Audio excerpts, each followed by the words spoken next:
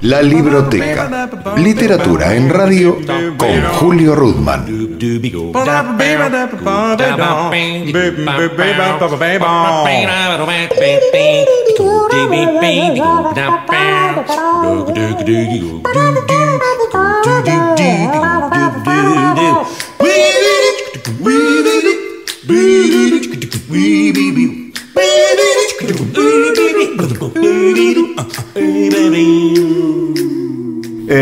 Bienvenidos a una nueva emisión de La Libroteca. Hoy tenemos una charla, una conversación con María Sonderegger. Ella es profesora titular e investigadora del Centro de Estudios en Historia, Cultura y Memoria de la Universidad Nacional de Quilmes, que es precisamente su editorial, la editorial universitaria, la que nos convoca. Además es María diplomada en Estudios Avanzados de Sociedades Latinoamericanas en la Sorbona, participó de la redacción del Plan Nacional contra la Discriminación de la Argentina y trabaja, tengo entendido, en Derechos Humanos en la Secretaría de Derechos Humanos de la Nación. María, muchas gracias por atendernos, por este diálogo que comenzamos ya. Buenas tardes, muchas gracias. Bueno, la excusa de la comunicación con María es la edición del libro Género y Poder, Violencias de Género en Contextos de Represión Política y Conflictos Armados. Este libro, María es la compiladora del libro, y es un libro coral, podríamos decir así, porque tiene casi 14, 15 autores, entre ellos Víctor Abramovich, Carmen Argibay, la jueza integrante de la Corte Suprema de Justicia de la Nación. Y cuando la Universidad de Quilmes, en realidad Natalia Viñes y Débora Lapidus me enviaron este libro, me pareció interesantísimo, y cuando lo terminé de leer, más interesante de lo que me había parecido. La primera pregunta de esto, que espero, María, que no sea una entrevista sino una charla, sí, es jugando, entre comillas, con el título, respecto de las violencias de género. ¿Qué pasaba con los estudios académicos antes de los procesos de represión política y conflictos armados, fundamentalmente en nuestro país y en nuestro continente? Bueno, ¿sí? Sí. En realidad lo que sucede es que en lo que concierne el debate sobre las violencias de género en contextos de represión o en conflictos armados, ha tenido un impacto muy fuerte los cambios en la jurisprudencia internacional. Es decir, que recién, después de lo que fueron los tribunales internacionales especiales de Ruanda y la ex Yugoslavia, pudo empezar a pensarse la especificidad de las violencias de género y las violencias sexuales en casos de conflicto y de represión. También hubo un impacto en relación a lo que fueron las comisiones de verdad en América Latina y cómo, por ejemplo, en Perú y luego en Guatemala se propuso una mirada de género para pensar el impacto diferenciado de la represión en varones y mujeres. Entonces, creo que nosotros asistimos en los últimos 15 años a una nueva reflexión respecto de la tipificación de los violaciones a los derechos humanos y de la especificidad de ciertas violaciones a los derechos humanos sobre las mujeres o sobre los varones. Y por ende, en la reflexión académica y en los estudios específicos se ha abierto una nueva fase también.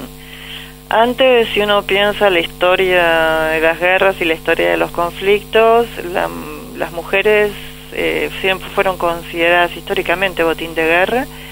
Las mujeres fueron pensadas como un territorio donde se dirimía los conflictos entre los bandos enemigos también, exactamente igual que el territorio nacional, y esto tiene que ver con una estructura de género, una estructura patriarcal que es de muy larga duración. Es decir, quizás, si nosotros pensamos, hoy aparecen en el debate, por ejemplo, qué pasó con las acompañantes, las damas de placer en Japón durante la Segunda Guerra Mundial, y esto es algo que ha estado oculto a lo largo por más de 50, 60 años, porque quizás en nuestra cultura estuvo naturalizado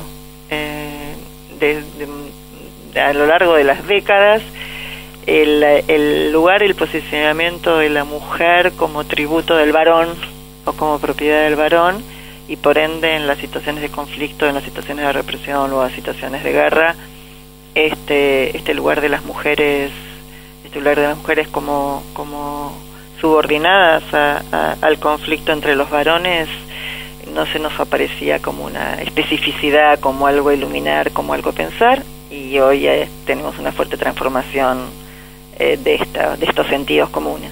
Me estaba acordando mientras leía el libro, me acordaba de una lectura mía de adolescencia, iba a decir, o saliendo de la adolescencia. Llegó a mi poder, inclusive mi madre tuvo serias dudas en dejármelo leer, aunque yo ya tenía 15, 16 años y ya, si no me lo dejaba leer, lo iba a leer a escondidas. Una novela del escritor italiano Ugo Pirro, que se llama Las soldadesas. Sí.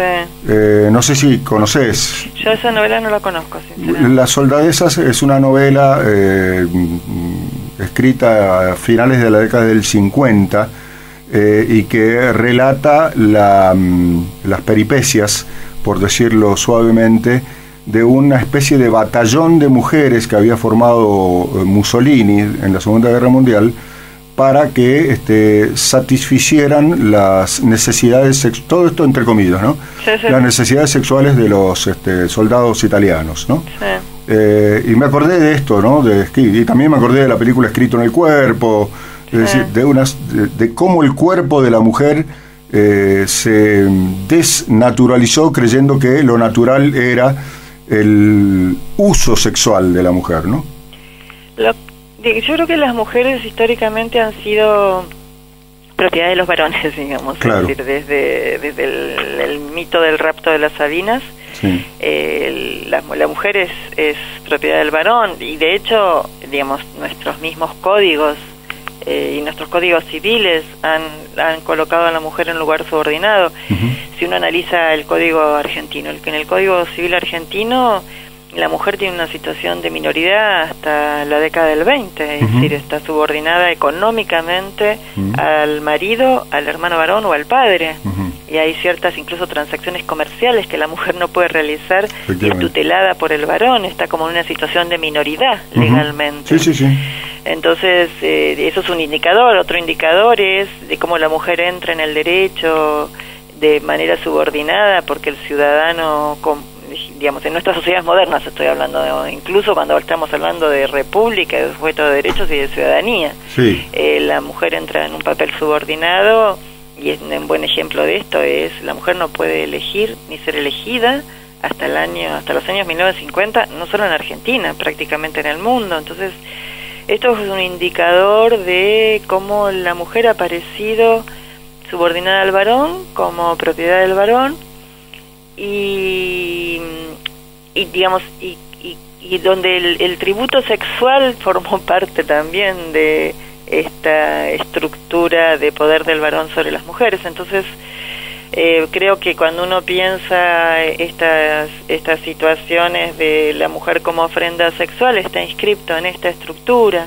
Y también en situaciones de conflicto, una cosa que aparece ligada a esto, y esto, digamos, se visibiliza fuertemente en situaciones de guerra y conflicto, en tanto la mujer es propiedad de los varones, muchas veces los ataques a las mujeres, y esto se vio en Ruanda y en Yugoslavia con las violaciones étnicas, ¿no? El atacar a la mujer, atacar el cuerpo de las mujeres, es atacar el cuerpo de las mujeres de los otros varones. Entonces, también la guerra y la victoria y la derrota se inscriben en el cuerpo de las mujeres. Esto es lo que ha pasado en las guerras. Sí, ¿no? Botín de guerra incluso, ¿no? Claro. La mujer es botín de guerra. Claro. La mujer ha sido históricamente botín de guerra. Las mujeres han sido pensadas como territorio de disputa entre los varones. Uno lo puede ver hasta en nuestro código penal. Hablaba del código civil argentino, podemos hablar del código penal. Hablo del Código Penal argentino porque es el que mejor conozco, pero la violación sexual en el ámbito privado, digamos, ha sido considerado delito contra la honestidad hasta hace 20 años. Entonces, esto también es un indicador fuerte. Era un delito contra la honestidad, era un delito contra el honor. Recién en los últimos 20 años se puede hablar de que es un delito contra la integridad sexual, un delito contra la libertad de las mujeres. Que fuera considerado un delito contra la honestidad quiere decir que, bueno, que lo que afectaba es el honor de la mujer y el honor de las mujeres de los varones relacionados con esa mujer, ¿no? Sí, el cuerpo no importaba de alguna manera, ¿no? Es decir, no había autonomía de la mujer. Claro. Es decir, lo que se está poniendo en cuestión, lo que se ponía en cuestión o lo que no estaba reconocido era la autonomía de la mujer para decidir sobre su propio cuerpo, porque no era el problema en el caso de las violencias de género. No es el honor de los varones, sino es la libertad sobre el cuerpo, sobre todo si pensamos que hay que correr las violencias de género y las violencias sexuales de nada que tenga que ver con el espacio de la intimidad. Es un tipo de agresión.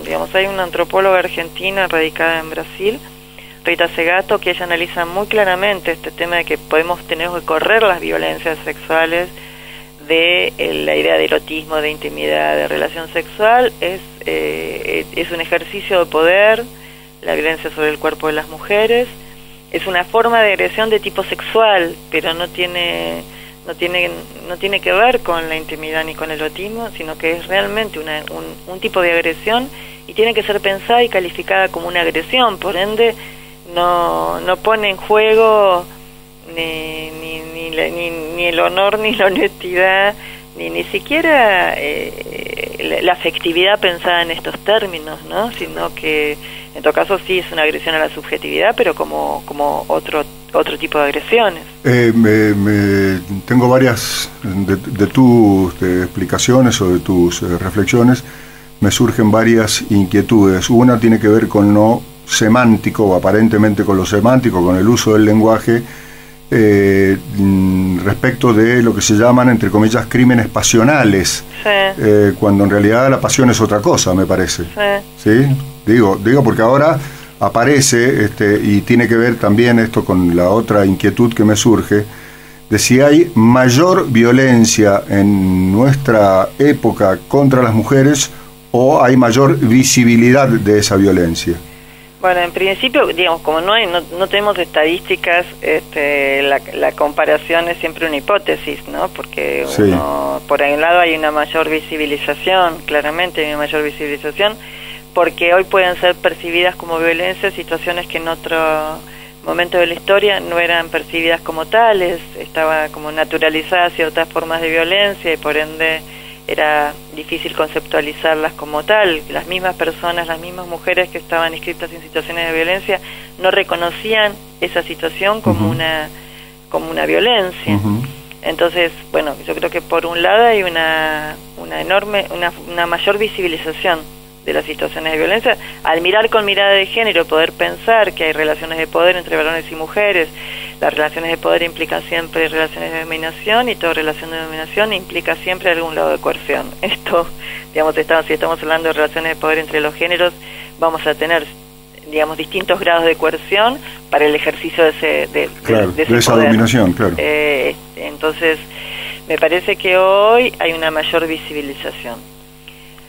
Hay quienes dicen también que, junto con que hay una mayor visibilización, a veces tenemos, y esto es el caso de los feminicidios, ¿no? Situaciones emergentes de violencia física y de muerte de mujeres por su condición de mujer muy fuertes, incluso en el caso de crímenes que son, como crímenes que son mensajes a la sociedad, y estoy pensando en los feminicidios en Ciudad Juárez.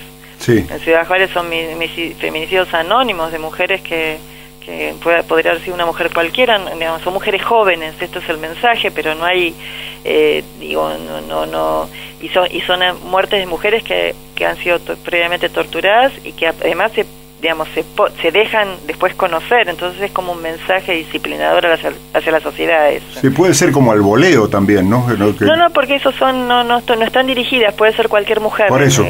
Ninguna de esas investigaciones muestra que hubiera ningún tipo de relación personal con esas mujeres. Claro, es matar a las mujeres, digamos, ¿no? Sino que, claro. Es un mujer que representa a las mujeres. Ajá. Y eso es un mensaje a la sociedad. Y creo que en ese sentido sí hay un emergente que es novedoso, Y quizás ese emergente novedoso tenga que ver con, bueno, que estamos en un momento en que se están repensando las subjetividades de varones y mujeres y poner, digamos, en discusión las relaciones de dominación entre varones y mujeres nos obligue a repensar las relaciones entre varones y mujeres. Yo creo que hay que repensar digamos, cómo se construye la afectividad entre varones y mujeres, ¿no? Esto es lo que hay que repensar, digamos, así como repensamos hay que repensar las masculinidades también. Claro, porque es una cuestión previa, digamos, una construcción previa. Si estamos hablando de relaciones de género, sí. Así como se repiensa la feminidad, se tiene que repensar la masculinidad. Creo que en eso estamos hoy, y quizás a veces hay emergentes sumamente violentos que tienen que ver con esta puesta en cuestión de un modo de pensarse la feminidad y la masculinidad. Otra vez es un cambio cultural, estamos hablando de un cambio cultural importante. Es un fuerte cambio cultural. Claro. ¿Qué valor, iba a decir didáctico, bueno, ejemplificador, han tenido los procesos dictatoriales latinoamericanos, producto de la doctrina de la seguridad nacional y bueno, y su secuela, porque efectivamente todavía estamos viviendo secuela o consecuencias de ello, respecto de este tema, ¿no? De la usurpación de... Yo creo que sí, que uno puede pensar los procesos represivos, los procesos dictatoriales y las violaciones sistemáticas hacia las mujeres y también hacia los varones, porque también hay violaciones de varones, lo que pasa que aún están aún más invisibilizadas dentro de un proceso disciplinador. Y cuando digo que hubo violaciones a varones, también señalo que está inscrito en la misma estructura de poder entre los géneros, porque, digamos, al varón cuando se lo viola sexualmente se lo feminiza, claro. Es decir, se lo coloca en el lugar de la mujer, también es una forma de disciplinamiento. Claro. Entonces creo que uno puede pensar las violencias sexuales en el marco de los procesos represivos como situaciones paradigmáticas, como situaciones de disciplinamiento, pero que también es interesante interrogarnos respecto de por qué esto ha estado tan naturalizado en la violencia hacia las mujeres o las violencias de género, en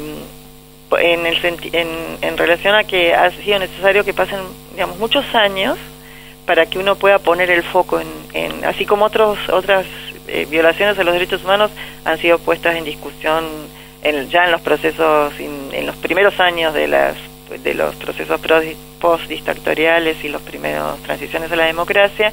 Las violencias de género han necesitado mucho más años, que transcurrieran mucho más años para poder empezar a mirarlas y reflexionar sobre qué es lo que había pasado allí, ¿no? Y esto creo que es un indicador de cuán naturalizada están las violencias hacia las mujeres en nuestra sociedad. Le estoy contando, le cuento a la audiencia que lo que están escuchando es la charla con la compiladora del libro Género y Poder, Violencias de Género en Contextos de Represión Política y Conflictos Armados. Ella es María Sonderegger y el libro está editado por la Universidad Nacional de Quilmes. Una brevísima pausa y seguimos conversando con... La Libroteca. Literatura en radio con Julio Rudman.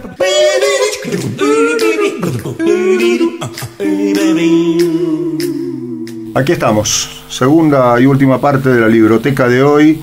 Género y Poder es la excusa para hablar con María Sonderegger, la compiladora del libro, que tiene como subtítulo, si ustedes quieren, Violencia de Género, Violencias en plural de género en contextos de represión política y conflictos armados, publicado por la Universidad Nacional de Quilmes. María, ¿qué pasa con la violencia, las violencias de género, cuando ya no hay contexto de represión política y conflictos armados? Así como el comienzo de nuestra conversación, yo te preguntaba qué pasaba antes de estos contextos de represión política y conflictos armados, que ha pasado fundamentalmente América Latina, pero bueno, también hacías referencia a Ruanda y a la ex Yugoslavia, y hay artículos aquí, por ejemplo el de Carmen Argibay, que se refiere puntualmente a este. ¿Qué pasa, qué secuela dejan estos conflictos después de que no hay situaciones de represión y conflictos armados? Bueno, digamos, cuando hablamos de situaciones de violencia estructurales, hablamos justamente de una lógica de larga duración, anterior a los golpes de Estado, o los procesos de represión, o los conflictos armados, que se continúa hasta hoy, digamos. Desde ese punto de vista, las situaciones de violencia han sido un continuo en la vida de las mujeres. Creo que hoy asistimos a poder iluminar las violencias de género, entenderlas en el marco de una estructura de poder, de una estructura patriarcal, pero esta lógica perdura, digamos, aún hoy. Es decir, hay cambios fuertes en la jurisprudencia y hay cambios, estos que yo mencionaba hace un rato, hay cambios incluso en nuestro Código Penal, en cómo son tipificados ciertas violencias, pero todavía nosotros somos herederos de un orden de estatus, digamos, de un orden de larga duración, para el cual las mujeres no son iguales a los varones. En realidad, digamos, hay un orden de estatus de larga duración que discrimina por múltiples razones. Una de las discriminaciones estructurales es el valor diferencial de varones y mujeres. Es decir, aún en el sistema democrático la mujer no entra en pie de igualdad. Como ciudadana de derechos, como sujeto de derechos, ha tenido históricamente una posición subordinada respecto a los varones. Y esta lógica de estatus, cuando yo digo lógica de estatus me refiero a eso. Hay un valor diferencial de las mujeres donde los atributos de los varones, aquello que se considera atributos de la masculinidad, han sido valorados por sobre los atributos considerados atributos de la feminidad. Entonces hay un valor diferencial entre varones y mujeres históricamente, y de nuevo que responde a una lógica de larga duración. Por ende, hoy todavía, a pesar de las transformaciones culturales, de las transformaciones en la jurisprudencia, nos encontramos con situaciones de estatus o situaciones de violencia que están avaladas por la costumbre, a pesar del texto de la ley. Sí, claro. Y bueno, y toda relación de estatus que incluso puede ser puesta en cuestión por la ley, tiene ciclos o formas de violencia que son reafirmación de ese orden de estatus. Uno podría considerar las violencias sexuales como una reafirmación de ese orden de estatus, o las muertes de mujeres por su condición de mujer como un signo de la necesidad de volver a confirmar un orden de estatus. Creo que todavía estamos inscriptos en esto, que esto es lo que está en la transformación cultural a la que asistimos, y que desde ese punto de vista tenemos que estar atentos a las otras formas de violencia que no son el golpe, digamos. El golpe, las muertes, las violaciones sexuales son como una de las formas más extremas de violencia, pero nosotros tenemos múltiples ejercicios de micropoder y formas de violencia simbólica. Hoy tenemos una ley de violencia, de protección a la mujer, de protección integral, que tipifica las distintas formas de violencia. Y ya, digamos, se habla de violencia comunicacional, de violencia mediática, de violencia simbólica. Es decir, tenemos que tener claro que la violencia no es solo la violencia física, y tenemos que estar atentos entonces a todas esas otras formas de violencia que están diseminadas en la sociedad y que cumplen el papel de digamos, de ejercer múltiples formas de poder, de ejercicio de poder, y que son, digamos, sobre las que debemos analizar y las que debemos estructurar. Entre ellas, la violencia mediática es una, y la violencia simbólica es una sobre la que podemos poner especial atención. Claro. Y esto se revela además después en otros espacios, ¿no? En el espacio laboral, el espacio educacional, etcétera. Me preguntaba mientras te escucho si hay una tipificación desde 1921 en el Código Penal argentino que tiene que ver con lo que se conoce como el aborto no punible. Sí. El no acatamiento de sectores de la sociedad a esta tipificación, ¿se puede considerar también violencia de género? Yo creo que sí, porque esta regulación del cuerpo de las mujeres, que está interviniendo sobre la libertad de las mujeres sobre su cuerpo, es una situación de violencia de género, es una violencia hacia las mujeres. Es decir, lo que no aparece en la discusión sobre el aborto cuando se habla de la vida es la vida de las mujeres.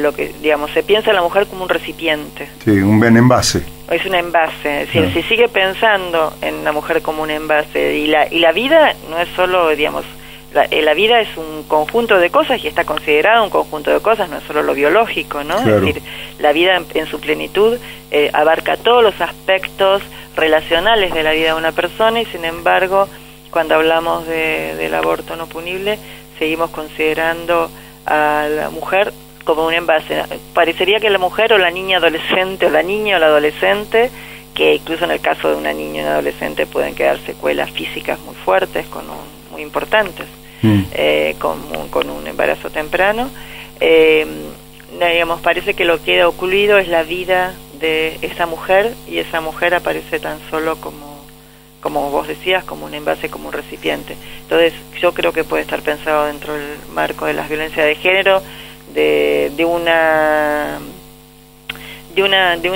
imaginario acerca de la mujer, donde la mujer es recipiente, es madre, es esposa, pero no se le piensa a la mujer en su integralidad y en su también en su libertad.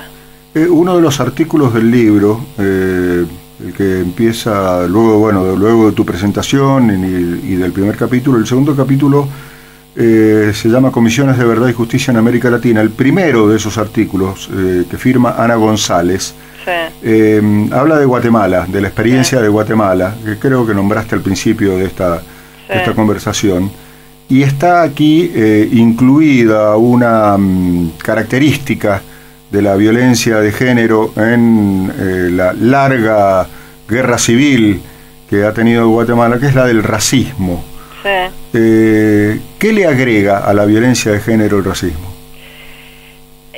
Digamos, lo que nosotros podemos pensar es que lo que le agrega es el racismo es una forma de discriminación. Sí. Es una forma. Por eso es una discriminación sobre una discriminación. Claro, es una discriminación. Nosotros, digamos, en esta valencia diferencial de las personas, que responde a un orden de estatus previo al orden democrático tal como lo conocemos hoy, que decimos las personas son sujetos de derechos y son todas iguales en derechos, ha regulado las prácticas sociales y las relaciones entre todas las personas también desde muchos siglos.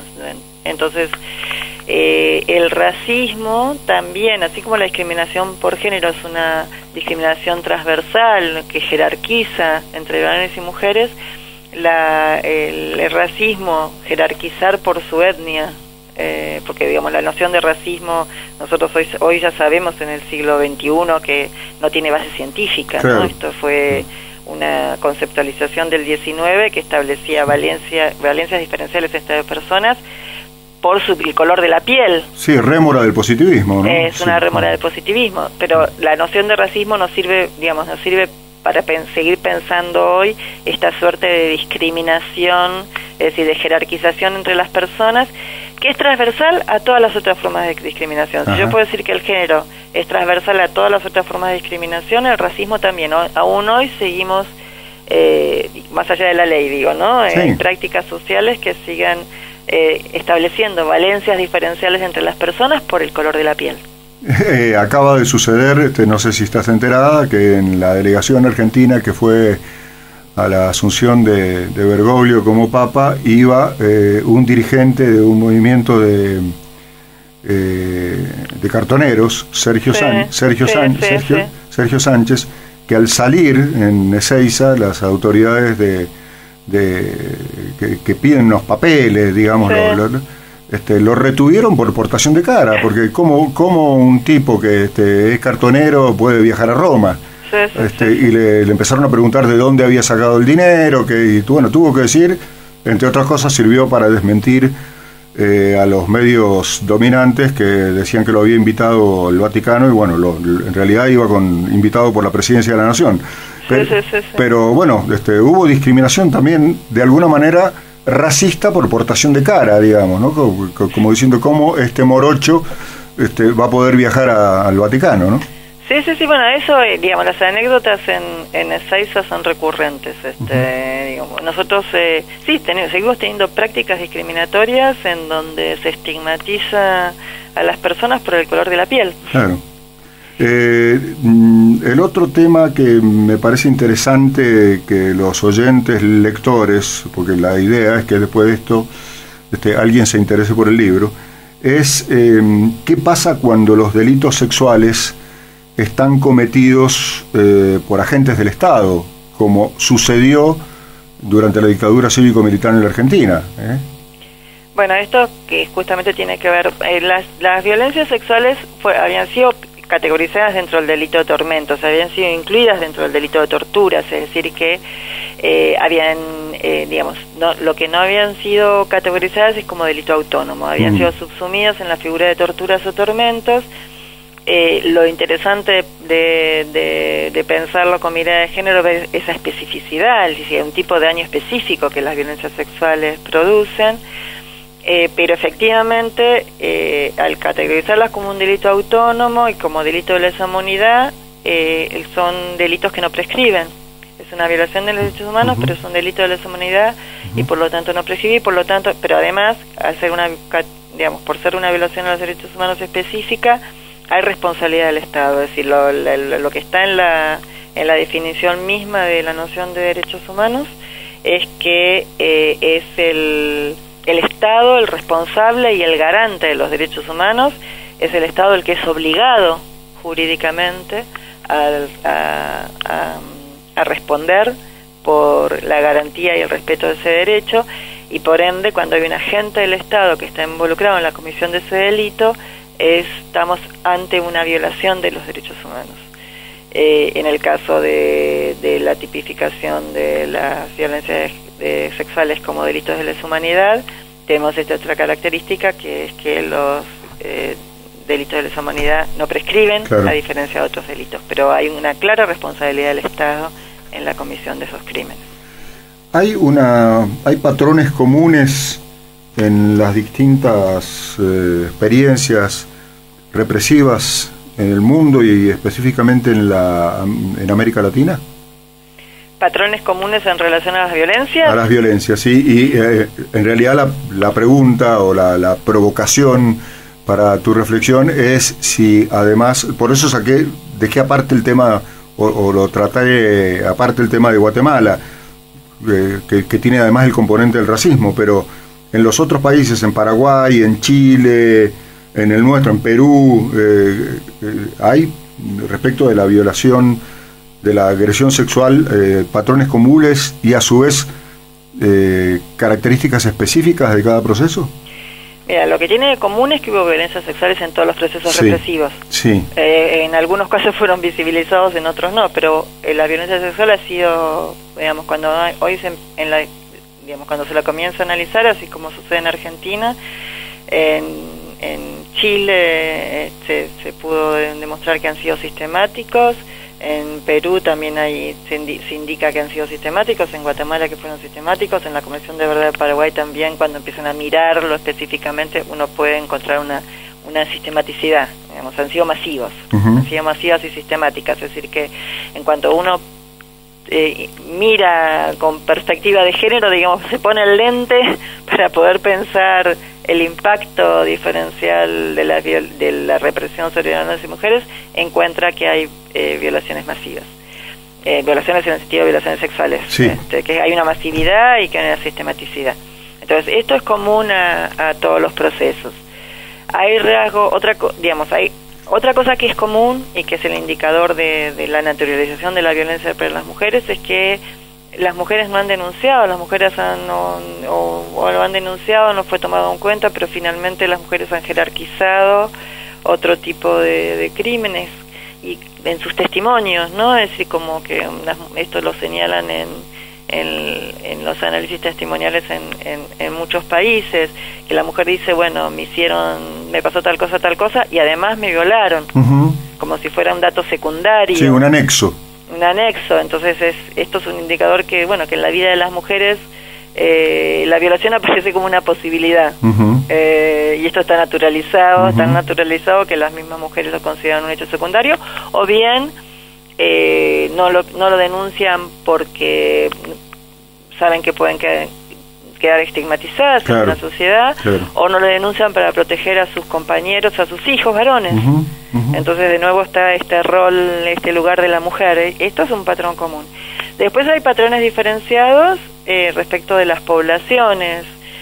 Nosotros en Argentina, quizás porque tampoco tenemos tanta, digamos, tenemos mucho más claro cómo fue el proceso represivo en las zonas urbanas que en las zonas rurales. Pero bueno, países con unas poblaciones rurales mucho más importantes, donde la represión fue mucho más fuerte en las zonas rurales. Y como Paraguay, ¿no? Claro, tiene rasgos diferentes. Claro. Incluso charlando con la gente de la Comisión de Verdad de Perú, nos decía, bueno, hubo clara, en el caso de las campesinas peruanas, ha habido hijos producto de esas violaciones. Claro. Y entonces ahí aparece un componente diferente en relación a la denuncia y en relación a cómo pensamos la reparación, ¿no? Que es lo que quiere decir reparar en estos casos, pero ahí podríamos encontrar matices o diferencias que tienen que ver con la, digamos, con que estemos trabajando, digamos, cómo se dio la represión en zonas urbanas, cómo se dio la represión en zonas campesinas o rurales. No quiero que se me vaya el tiempo que se me está yendo, sin que le cuentes a la audiencia dos casos tratados, uno tratado por Víctor Abramovich y otro por María Virginia Duffy, no sé cómo se pronuncia. Uno es Campo Algodonero, el de Abramovich, y el otro Las Anónimas. Sí, una breve reseña, si podés hacer, de estos dos casos. Bueno, en realidad, más que todo, sobre Campo Algodonero, lo que me interesaría destacar es que en el caso de estas violaciones sexuales y muertes y asesinatos de mujeres en maneras sistemáticas en México, que es el caso de México, lo interesante es que la Comisión Interamericana reconoce estas violencias como, digamos, estos asesinatos de mujeres y estas violencias y estas torturas como en su especificidad, ¿no? Como un delito específico. Entonces tenemos un reconocimiento en la jurisprudencia interamericana que incluso la piensa en el marco de un genocidio. Lo caracteriza como feminicidio.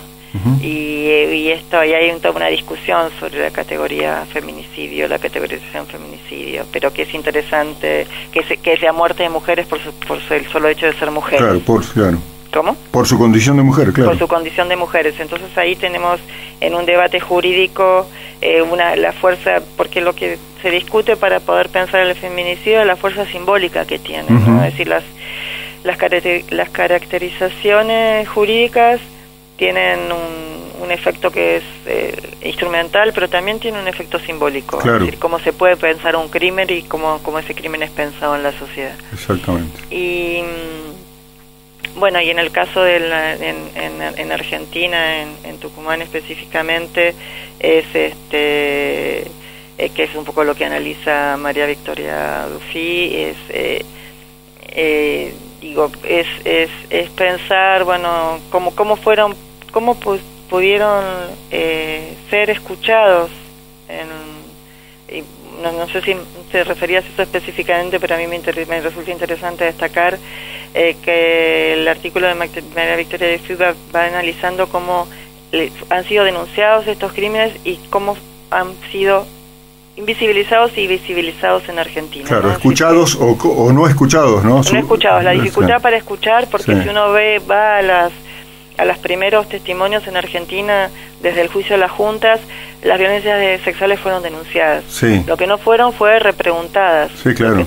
Entonces hay una escucha de la sociedad en la que es interesante pensar. Es un paralelo a esto que vos decías de la mujer que fue torturada, le pasaron picana y todo, y además fue violada. Claro. Entonces claro. Aquí también, digamos, es toda una cuestión de un aparato represivo y además violencia contra las mujeres, ¿no? Claro, ¿Sí? claro. Entonces la sociedad no lo escuchó. Claro. La sociedad, los jueces no lo tomaron tampoco. Sí, ¿no? fue como una cuestión accesoria, digamos. Fue como si fuera algo accesorio. Claro, como si fuera algo accesorio. sí. Y ha sido necesario todo un proceso social, jurídico y social, para que hoy se pueda escuchar que hubo violencias sexuales específicas en las mujeres. Es decir, ha cambiado la escucha de la sociedad. Claro. ¿Cuánto tiene que ver las políticas de Estado en esto, no? ¿Cuánto tiene que ver, no? Claramente, Sí, estos resultados de políticas de Estado que van permitiendo entonces pensar digamos, nos permite pensar qué es lo que tiene que ver el proceso represivo con nuestra vida hoy. Lo que somos. Con lo que somos hoy. Efectivamente. ¿Cuánto hay de Foucault detrás de esto, no? Pienso en el plano teórico, ¿no? Sí, digamos, cómo se juegan las relaciones de poder, claro, y cómo esto nos está atravesando en la vida de hoy, porque poder pensar, hacer una mirada sobre lo que fueron las violencias sexuales en el terrorismo de Estado, es poder interrogarnos sobre qué sucede con las distintas formas de violencia. Y las distintas formas de poder, digamos, ¿no? Y las distintas formas de ejercicio de poder, con problemas específicos, estoy diciendo, ¿no? Es decir, incluso nosotros hoy podemos decir que tenemos situaciones de violencia de género en todas las instituciones totales, las instituciones de encierro, las comisarías, las cárceles. Sí, en la sociedad, claro. En el conjunto de la sociedad, pero se crea un microclima de ejercicio de poder muy fuerte en las instituciones de encierro. Por eso me interesó que en la tapa del libro la palabra poder estuviera con minúsculas. A mí me pareció interesantísimo eso, que puede ser un detalle, si querés, de diagramación, pero está Foucault metido ahí también. Sí, por supuesto. Bueno, muy agradecido por esta charla. El libro es interesantísimo y espero el próximo. Me faltó decir que esta colección de la editorial de la Universidad Nacional de Quilmes está dirigida por María Sonderegger y Baltasar Garzón, que es la colección de Derechos Humanos. Sí. Un abrazo, un beso y gracias por el... Muchas gracias a vos y un abrazo grande. Muy bien, hasta aquí la charla con María Sonderegger, la compiladora del libro Género y Poder, Violencias de Género en Contextos de Represión Política y Conflictos Armados, que editó la Universidad Nacional de Quilmes. Hasta la próxima. Cerramos por ahora la libroteca. Pone el señalador en la radio pública y nos reencontramos en el próximo capítulo.